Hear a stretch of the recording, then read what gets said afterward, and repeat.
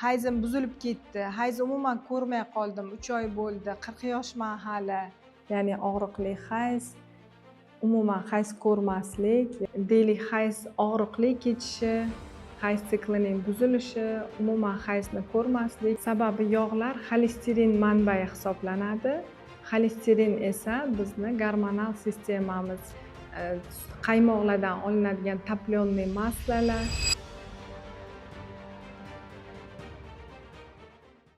Assalomu alaykum aziz kuzatuvchilar. Men vrach, akusher-ginekolog, kolposkopist Hamrayeva Xulkar Zokirovna bo'laman. Bugun sizlar bilan hayz siklining buzilishi to'g'risida gaplashamiz.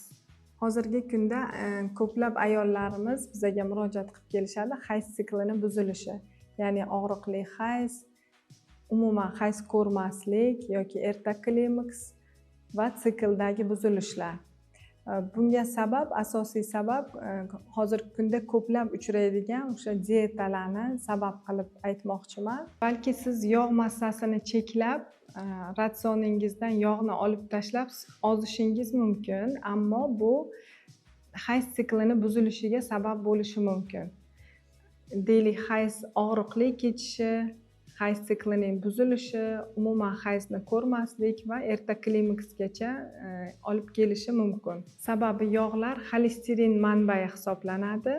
Xolesterin esa bizni gormonal sistemamiz, ya'ni steroid gormonlar uchun xomashyo, shu jumladan hayz normal kechishi uchun zarur bo'lgan estrogen va progesteron gormonlarimizning manbasi hisoblanadi.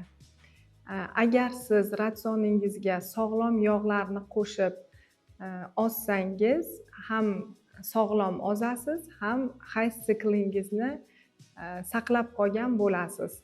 Foydali yog'larga nimalar kiradi? Foydali yog'larga mevalardan avokado, zaytun mevasi kiradi.